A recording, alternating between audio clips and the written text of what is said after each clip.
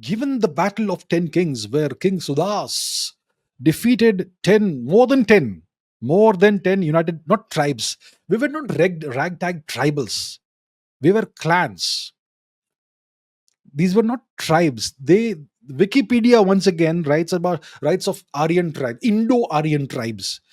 These people were not tribes people. They were not tribals. What is the definition of tribe? A tribe is a group of people who live in isolation, away from civilization, and they don't have any of the aspects of civilization. That's a tribe. It's an isolated group of people, 100, 200, 500 people living in isolation, living like barbarians. That's a tribe. The Rigvedic people, they were grouped into clans, not tribes. But that's what your historians will tell you. They were tribes. These were Indo-Aryan tribes. These were not tribes. These were clans. Clans and coalitions and confederations. So King Sudas was up against a confederation, an alliance of more than 10 clans who had all ganged up to defeat him. Yeah. And he stood against them, and he defeated them all.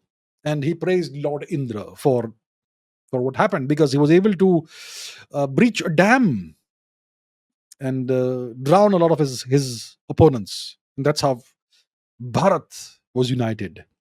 Given the Battle of 10 Kings, where King Sudas defeated a coalition of more than 10 clans in the coalition war against Qin Shi Huang during the Warring States era in China, are there more examples in Indian or world history where multiple powers united and were ultimately defeated by a single strong ruler?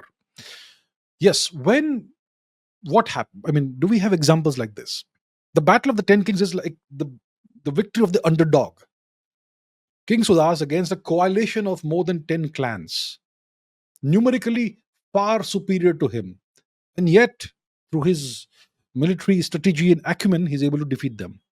Incredible feat, right?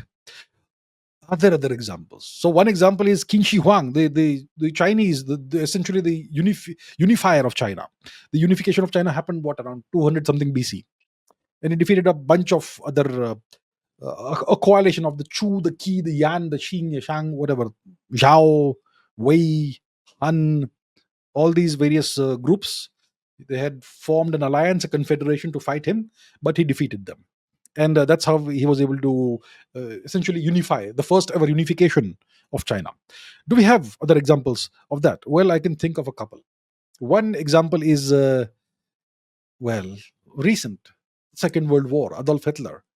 He was up against everybody. I mean, he decided to fight everyone, right? He decided to conquer the whole of Europe. He fought everyone, he defeated everybody. Of course, he defeated them one by one, but especially when it comes to the French and the British who united, who formed an alliance, he was still able to defeat them, and he was able to conquer France. So that's one example. Napoleon. Well, before Hitler, you had Napoleon, a guy with unlimited ambition and a guy who believed he could do anything. And the Napoleonic Wars. So the Napoleonic Wars were kind of like that. Napoleon decided to go and fight everybody at the same time. So when it comes to the Battle of Austerlitz, somewhere in the beginning of the 19th century, 1800 something. So that is when Napoleon fought against Britain, Austria, and Russia together. The three of them united their forces to stop Napoleon Bonaparte. That's the Battle of Austerlitz. And Napoleon defeated the three of them together. The combined coalition forces of Britain, Austria, and France, and Russia. So, and that was essentially the end of what they called the Holy Roman Empire. So that's an example, but it's not Napoleon against 10 at the same time. It's Napoleon against 3 at the same time.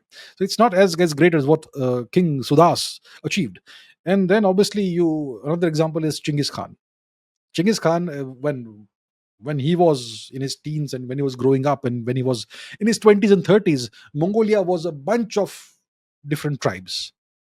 And they all were fighting each other all the time. And all of that was engineered by the Chinese.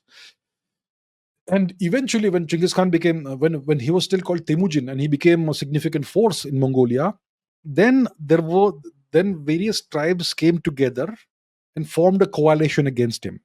And they had leaders like Jamuka, one of his former friends and eventual enemy. So they formed an alliance against Temujin, and Temujin defeated this tribal coalition, this confederation. That was when he was about 43, 44, 45, mid 40s. And that him defeating this coalition was the formation of a unified Mongolia. So whenever somebody has done this sort of thing, it's created some kind of unification.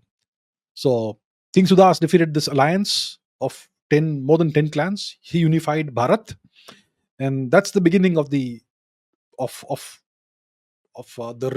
I don't know, the Rigvedic phase perhaps of Indian civilization.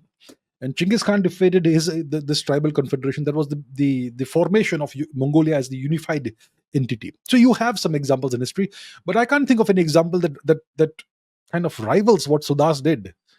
One against, I don't know, 11, 12, essentially, not 10, more than 10. So very hard to find an example that is exactly similar, like, up against those sort of odds and still winning.